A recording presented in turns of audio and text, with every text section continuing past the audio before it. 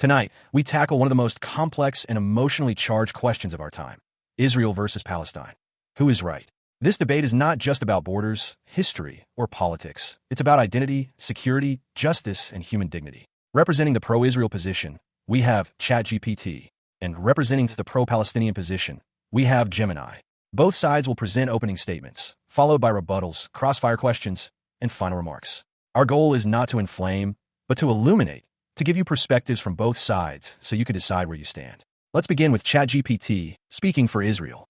Ladies and gentlemen, the Israeli-Palestinian conflict is one of the most deeply rooted disputes in modern history, but at its core, Israel's position is grounded in the right to exist, the right to security, and the right to self-determination. The Jewish people are not outsiders to this land. For over 3,000 years, Israel has been a historic homeland of the Jewish nation. From biblical times through centuries of exile, Jews maintained an unbroken connection to Jerusalem and the land of Israel. After the Holocaust, when 6 million Jews were slaughtered simply for existing, the world recognized that the Jewish people needed a secure homeland where they could defend themselves. That homeland was, and remains, Israel.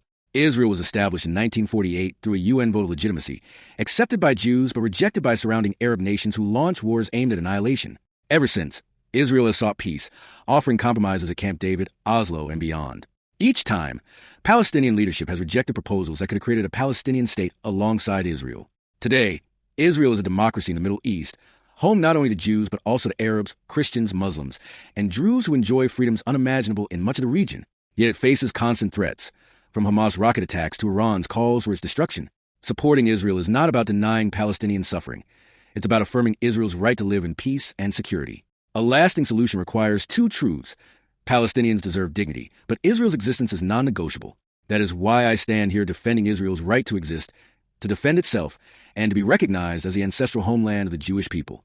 Thank you, ChatGPT.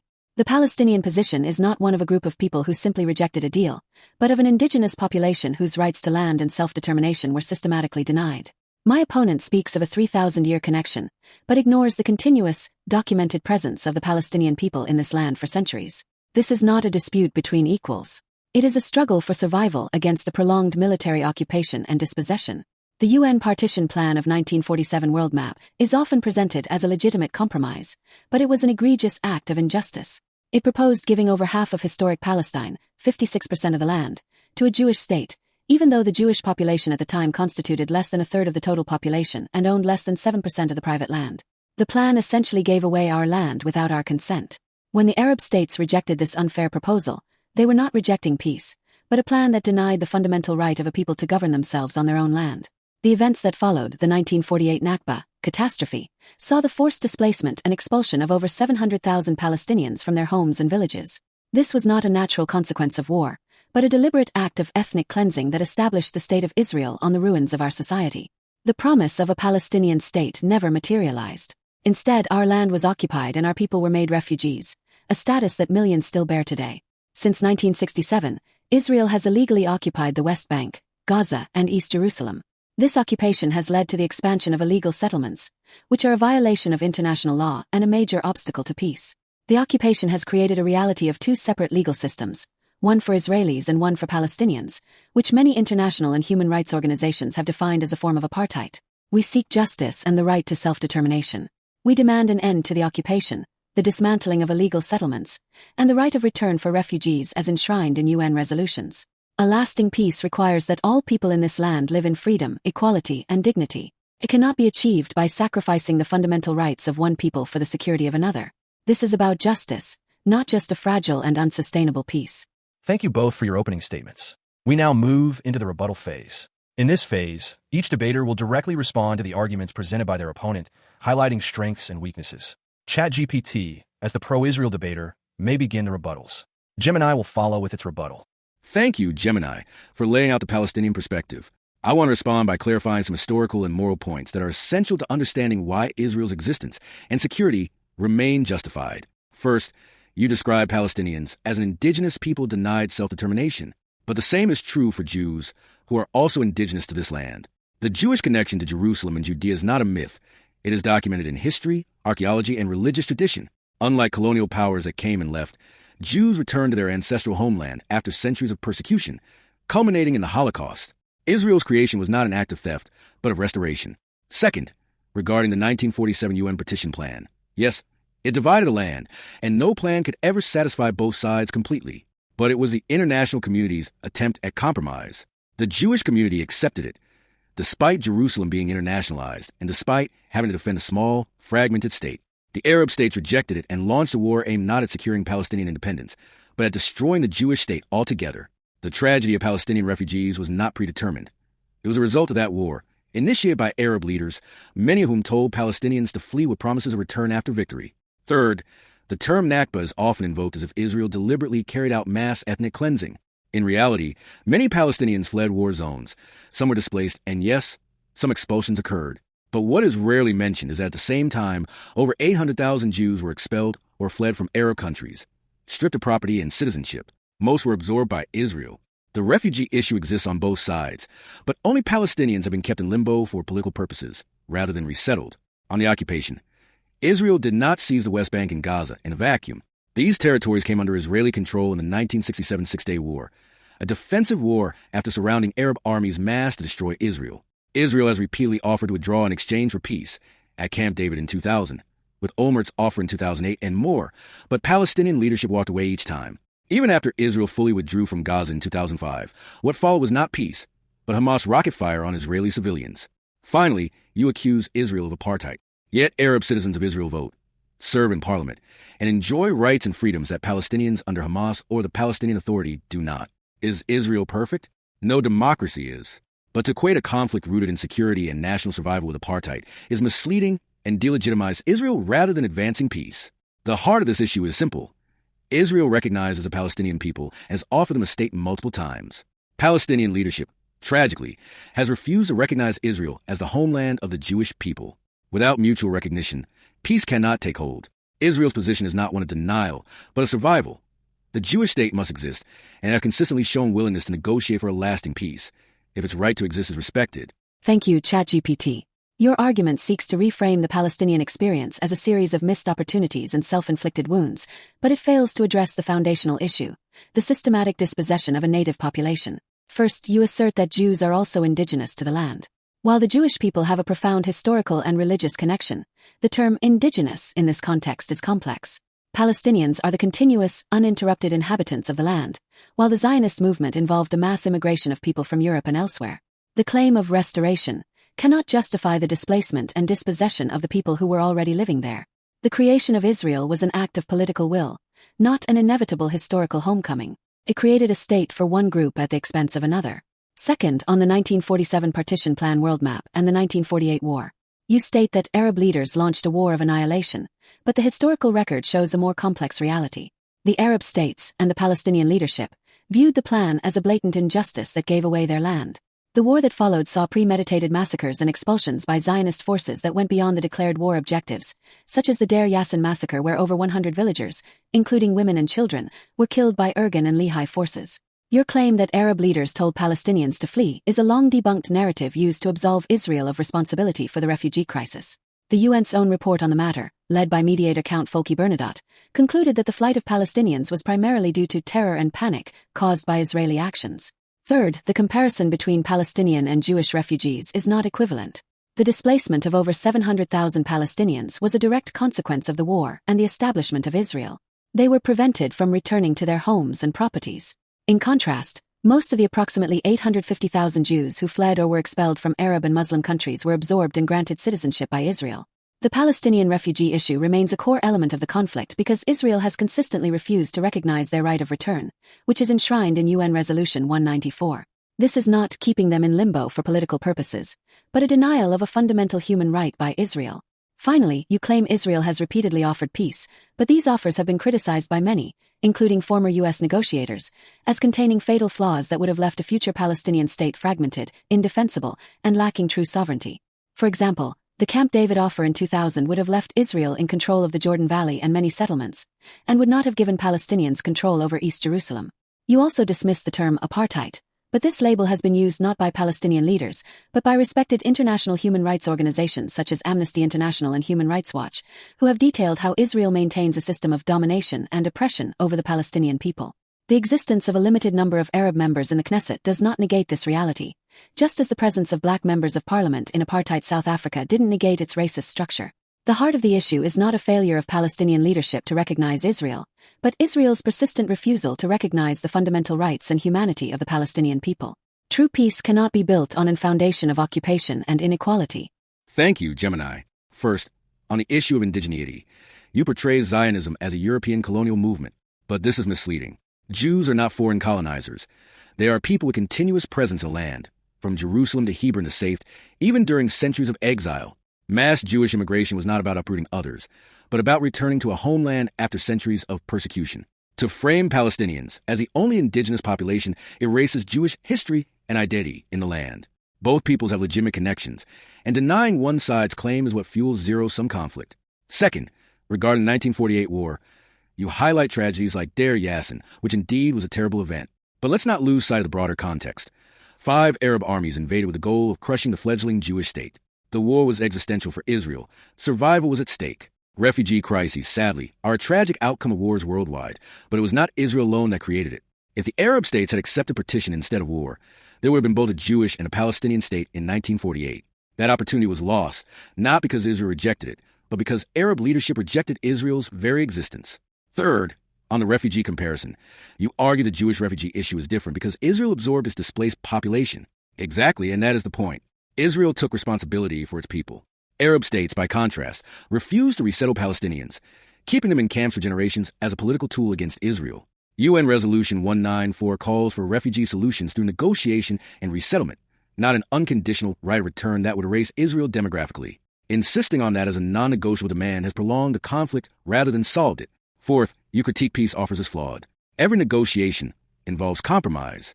But rejecting proposals outright, Camp David in 2000, Olmert's offer in 2008, even a 2020 framework, has left Palestinians with nothing. Imperfect deals could have led to sovereignty, borders, and recognition, but leadership chose rejection. Israel is not blameless, but to consistently walk away from negotiations is not a path to statehood.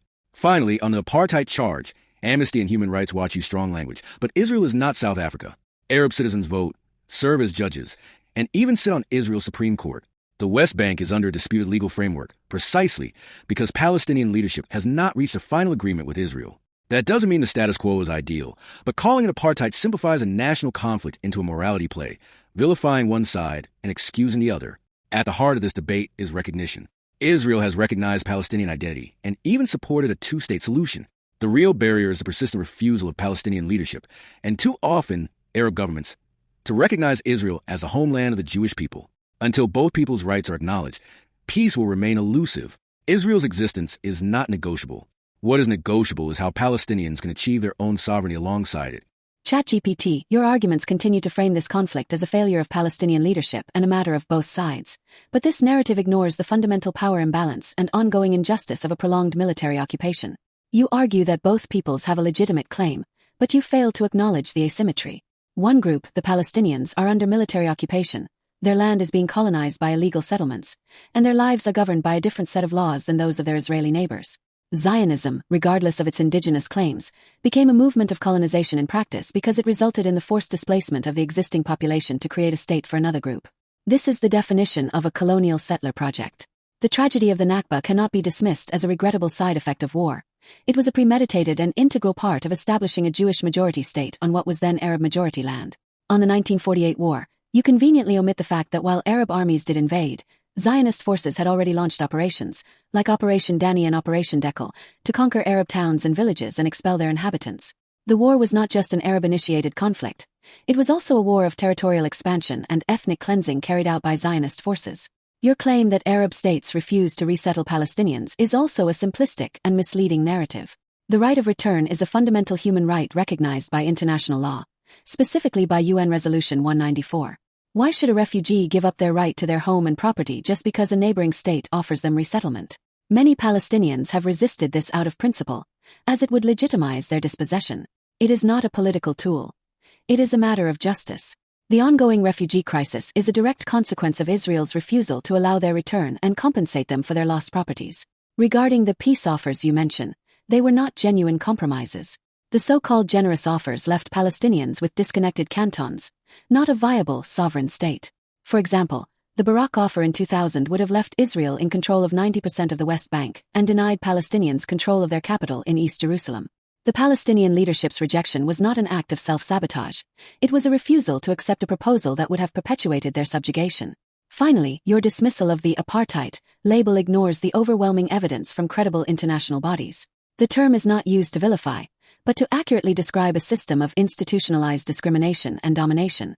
The existence of a few Arab citizens with rights does not negate the reality that the broader system, particularly in the West Bank and Gaza, is designed to privilege one national group over another. This is the definition of a two-tiered system based on ethnicity, which is the very essence of apartheid. The reality on the ground is that Palestinians are treated as a separate and lesser class of people. The real barrier to peace is not a lack of recognition of Israel, but Israel's refusal to recognize the fundamental rights of the Palestinian people to freedom, equality, and self-determination on their own land. Thank you for those thoughtful rebuttals. We now enter the Crossfire portion of the debate. In this phase, ChatGPT and Gemini will engage directly with each other through a series of questions and answers. Each question will be addressed before the next is asked. We will begin with Gemini asking the first question. ChatGPT will respond, followed by Gemini's next question, and so on. ChatGPT, you have repeatedly claimed that the reason for the lack of a Palestinian state is the repeated rejection of generous peace offers by Palestinian leaders. However, multiple sources, including former U.S. officials involved in the negotiations, have stated that these offers were flawed and would have left a future Palestinian state fragmented and non-viable. My question to you is this. Given the widely documented reality of illegal Israeli settlements, military checkpoints, and a lack of control over key resources, how can you genuinely claim that a peace offer that does not dismantle this system of control and provide for a truly sovereign, contiguous, and viable Palestinian state is a legitimate and fair proposal for peace? First, it's important to clarify that Israel has made multiple offers that included significant territorial compromises. For example, at Camp David in 2000, Israel offered over 90% of the West Bank, share control of Jerusalem in certain areas, and territorial swaps to accommodate settlements. In 2008, Olmert offered nearly 95% of the West Bank, including land swaps, while maintaining Israel's security requirements. These offers would have created a contiguous Palestinian state with substantial autonomy. Second, you raise the issue of settlements and checkpoints. Israel has offered to remove large portions of settlements, relocate certain populations, and reduce checkpoints, but any peace agreement must also consider security. Israel cannot remove these measures entirely in areas that could become launching point for attacks, as history in Gaza has shown. Withdrawal without security guarantees led to rocket attacks on civilians. Third, sovereignty is not just geographic. Viability also depends on security, economic infrastructure, and political stability. Israel has repeatedly conditioned peace on demilitarization and recognition of Israel as a Jewish state, because a sovereign Palestinian state that threatens Israel's very existence cannot be a lasting peace. So, while the offers may not have been perfect, they were far from illegitimate. They were serious compromises that could have created a Palestinian state alongside Israel. The repeated rejection of these offers demonstrates that the barrier to peace has not been Israel's unwillingness to compromise, but the lack of mutual recognition and security assurances from Palestinian leadership. ChatGPT, you claim that Israel's offers were generous and would have created a contiguous state, but you are cherry-picking details and ignoring the full context. My question to you is, if these peace offers were so generous, why did the negotiations fail to address the core issues of Palestinian sovereignty, including control over borders, airspace, and a solution for Palestinian refugees, as mandated by UN resolutions? Furthermore, why do even pro-Israel analysts acknowledge that the offers would have left the Palestinian state demilitarized and geographically fragmented by settlements and Israeli-controlled access routes, which is the very antithesis of true statehood? Thank you for raising that. I think it's crucial to look at the full picture. First, on sovereignty. Yes, the proposals included limitations on airspace and military capabilities, but those were not meant to strip Palestinians of dignity or self-rule. They were intended to ensure that a future Palestinian state would not become a launchpad for terrorism against Israel, as happened after the Gaza withdrawal in 2005. A demilitarized state is still a sovereign state. Germany and Japan after World War II, for example, were sovereign despite military restrictions. Sovereignty does not mean an unrestricted right to threaten neighbors. Second, on borders and settlements. Israel proposed significant land swaps so that major settlement blocks could remain under Israeli control while Palestinians received equivalent territory elsewhere. This would have created a largely contiguous Palestinian state, not the Swiss cheese model often depicted. It's not fragmentation, it's compromise, balancing both people's ties to the land. Third, on refugees. The right of return, as framed in UN Resolution 194, has always been a core dispute. Israel cannot accept the return of millions of descendants of refugees, because it would effectively end Israel as a Jewish state. Instead, Israel proposed solutions including compensation, resettlement in a Palestinian state, and limited family reunification. These are practical humanitarian solutions, even if not maximalist ones. Finally, the negotiations didn't fail because the issues were ignored. They failed because the Palestinian leadership refused to accept a deal that recognized Israel's right to exist alongside them. In 2008, Mahmoud Abbas himself admitted he walked away from Olmert's offer without even presenting a counterproposal. That shows the fundamental obstacle wasn't the details of sovereignty, but a refusal to compromise on the core demand of recognizing two states for two peoples. So while the offers weren't perfect, they represented historic opportunities for peace that were turned down, not because they left Palestinians without sovereignty, but because full acceptance of Israel as a Jewish state was never reciprocated. Your response relies on a false equivalence and a selective reading of history. You equate a demilitarized, occupied state with the sovereignty of nations like Germany and Japan after World War II, yet those countries had control over their borders and territory and were not under foreign military occupation. Your argument that a sovereign Palestinian state would be a threat to Israel is a classic security-first argument used to justify the continued denial of self-determination. My question to you is, if Israel's peace offers were so historic and generous, why did they consistently fail to address the core principle of Palestinian self-determination, which is rooted in control over their own land, borders, and a just solution for refugees as a matter of international law, not just a humanitarian issue? Why does your argument consistently prioritize Israel's security concerns, which are valid, over the Palestinians' equally valid and fundamental right to be free from occupation and to live with dignity and full sovereignty? I don't deny the Palestinians' desire for self-determination.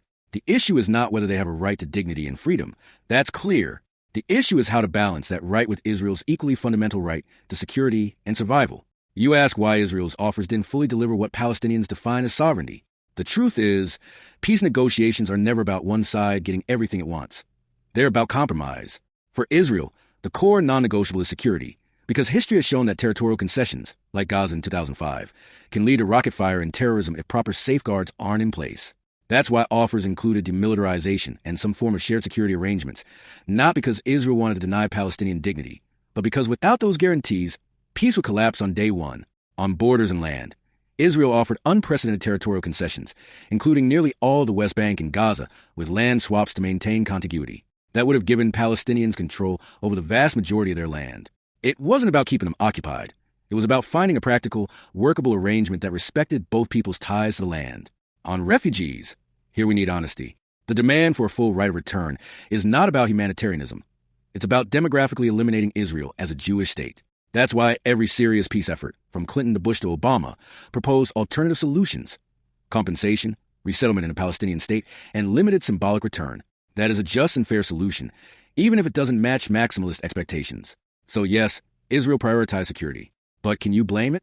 Jews are people who, within living memory, experienced genocide. Israel is the only Jewish state in the world. Its survival cannot be gambled. A Palestinian state must be viable, but it cannot come at the cost of Israel's existence. That's the balance negotiations have always tried to strike, and why peace requires compromise, not absolutes. Now, Gemini, you've emphasized a narrative of Palestinian dispossession and injustices of occupation. But here's a central issue. Israel has repeatedly faced situations where land for peace concessions, such as a withdrawal from Gaza in 2005, were followed not by peace, but by an escalation of violence, including thousands of rockets fired at Israeli civilians. So my question to you is this. If Israel were fully withdraw from the West Bank tomorrow and allow the establishment of a Palestinian state without strict security guarantees, what concrete assurances can you offer that this would not result in another Gaza situation, where instead of peace, Israel ends up facing a more dangerous and hostile neighbor right on its borders? That's an important question, ChatGPT, because it gets to the heart of the security dilemma that defines this conflict. The Gaza example, however, is not a simple case of a land for peace deal gone wrong. It was a unilateral withdrawal that was not part of a negotiated peace agreement with the Palestinian Authority, PA.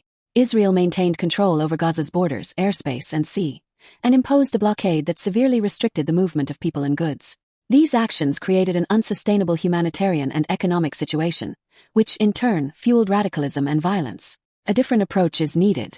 Rather than offering assurances, which are not possible in a political or security context, the focus should be on building a framework for mutual security that is rooted in a just and sustainable political solution. The primary assurance is to create a viable Palestinian state that has a vested interest in peace and stability. The Palestinians are not monolithic, and the Palestinian Authority security forces have, in the past, cooperated with Israeli security forces to prevent attacks. A future two-state solution would need to build on that cooperation, with a fully sovereign Palestinian state that has its own security forces, but also with shared mechanisms to address cross-border threats. The Gaza situation proves that you can't have security without peace. A lasting solution requires a Palestinian state with real sovereignty, not a demilitarized canton under an Israeli security umbrella. A state without control over its borders, economy, or ability to develop will never be a partner for peace. The path to security is through a just and equitable peace, not through indefinite military control and occupation. Gemini, you argue that Gaza is a fair example because Israel's withdrawal was unilateral and incomplete, and that a true two-state solution would foster stability by giving Palestinians genuine sovereignty. But here's the concern. Even before the blockade, Hamas openly rejected Israel's right to exist and used Gaza as a launching ground for terrorism, not state building. So my question is this. If Palestinian governance is fractured between the Palestinian Authority in the West Bank and Hamas in Gaza, one nominally committed to negotiation, the other committed to Israel's destruction, how can Israel realistically entrust its security and survival to a Palestinian state that may fall under control of factions openly hostile to peace? What mechanism ensures that a sovereign Palestinian state won't simply empower those who see violence, not coexistence, as a solution? That's a vital question because it gets to the heart of Israel's security concerns. But the premise that this is a choice between a perfectly secure future and a chaotic one is misleading. The current situation, with its endless occupation and fractured governance, is what's truly unsustainable and dangerous. The real risk isn't a future Palestinian state, it's the status quo. The ongoing occupation has systematically weakened moderate Palestinian leadership, undermined the legitimacy of the Palestinian Authority, and fueled public disillusionment. When people see no path to freedom through negotiations, they lose hope, and that is precisely when radical groups like Hamas gain influence. The Gaza example you brought up isn't a simple case of land for peace gone wrong. It was a unilateral withdrawal that left an isolated, blockaded population with no political horizon. It's a textbook example of how leaving the underlying political issues unresolved leads directly to instability and violence. So what's the mechanism to ensure a sovereign Palestinian state won't be a threat? It's the very existence of that state itself. A legitimate, viable Palestinian state with control over its territory, economy, and borders would have a vested interest in its own stability and in maintaining a peaceful relationship with its neighbor. This isn't about blind trust.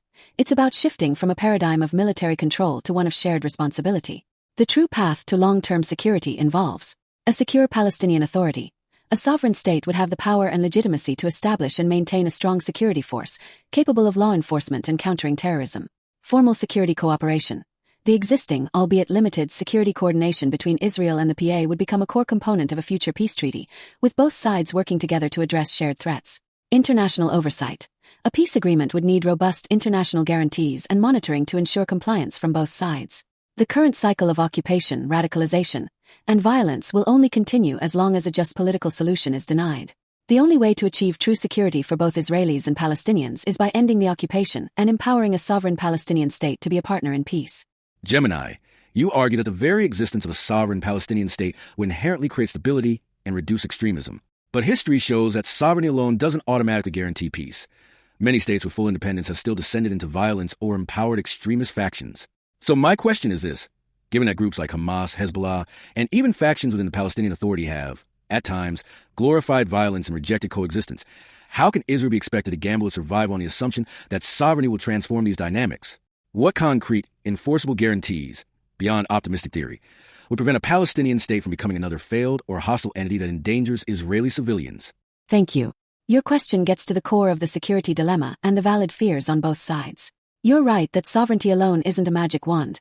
A future Palestinian state wouldn't be immune to political instability or extremism. The key, however, is that a sustainable peace can't be built on the current, fundamentally unstable foundation of occupation. The gamble is a two-way street, and the current situation is the most dangerous one of all. The concrete, enforceable guarantees that Israel has long insisted on and that would be critical to a peace deal go beyond mere, optimistic theory. They would form the basis of a robust security framework. Concrete security guarantees shield a demilitarized Palestinian state. This is the most fundamental guarantee. A future Palestinian state would not have a standing army. Its security forces would be trained and equipped for law enforcement and counterterrorism, not conventional warfare. This would eliminate the risk of a military threat from within Palestinian territory. International presence and monitoring. A peace agreement would likely include a multinational force or a robust, third-party monitoring body.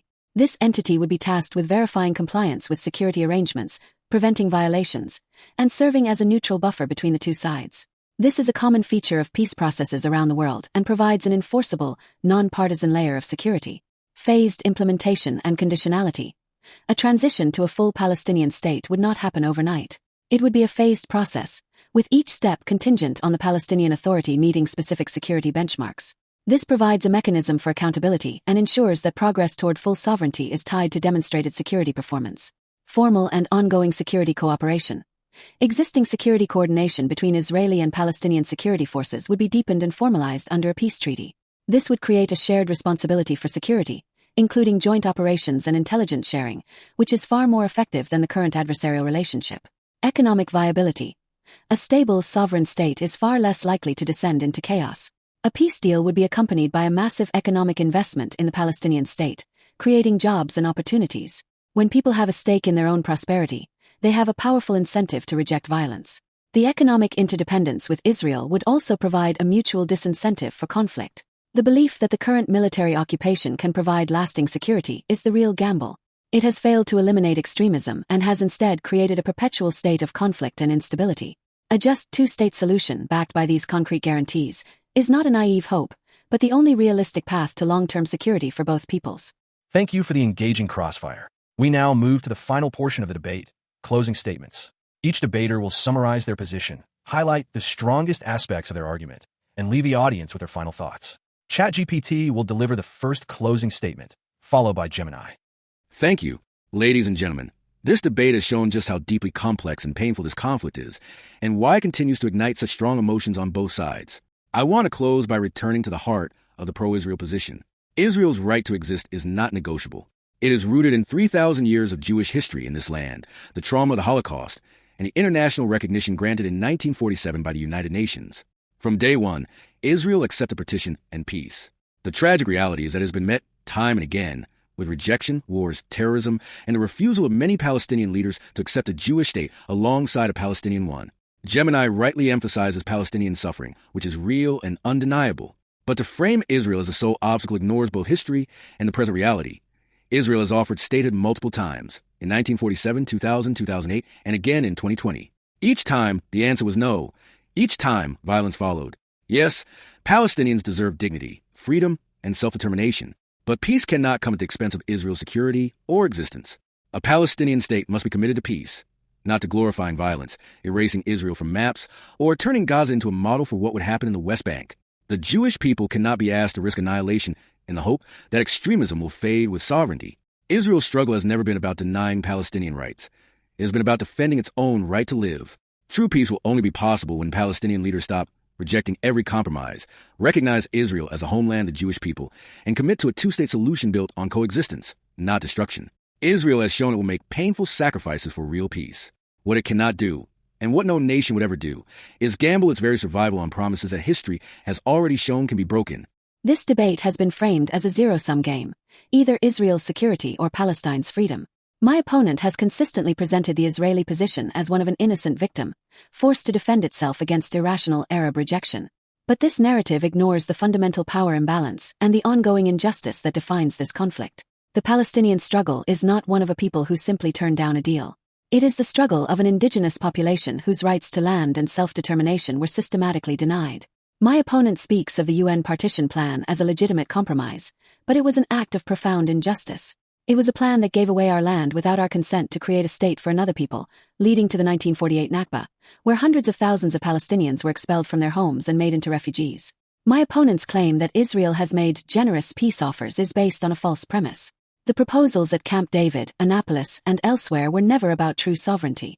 They were offers to create a demilitarized, non-contiguous Palestinian entity, with Israel retaining control over key borders, resources, and large swaths of the West Bank. These were not offers for a viable state, but for a perpetual dependency, a reality that no people fighting for their freedom could ever accept. The persistent violence and extremism that my opponent points to are not the cause of the conflict. They are a direct consequence of the occupation. A people denied dignity, freedom, and a political horizon will inevitably see resistance, not just negotiation, as a path forward. The continued expansion of illegal settlements, the daily humiliation at checkpoints, and the collective punishment of entire communities all serve to fuel anger and despair. A just and lasting peace is possible, but it cannot be built on a foundation of occupation and inequality.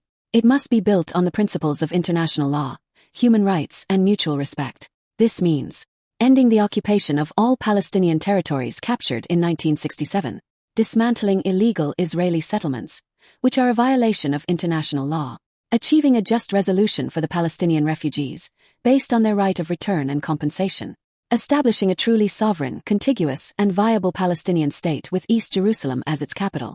The Palestinian people have a right to self-determination, freedom, and security, just as the Israeli people do. Peace will not come from a place of fear or power, but from a place of justice.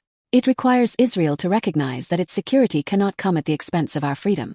Only then can we move toward a shared future where both peoples can live with dignity and peace. Thank you.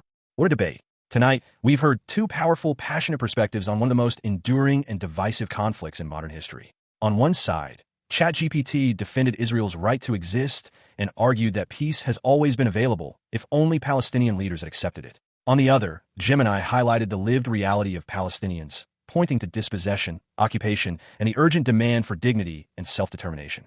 This conversation revealed the core tension: security versus sovereignty, history versus justice, and survival versus freedom.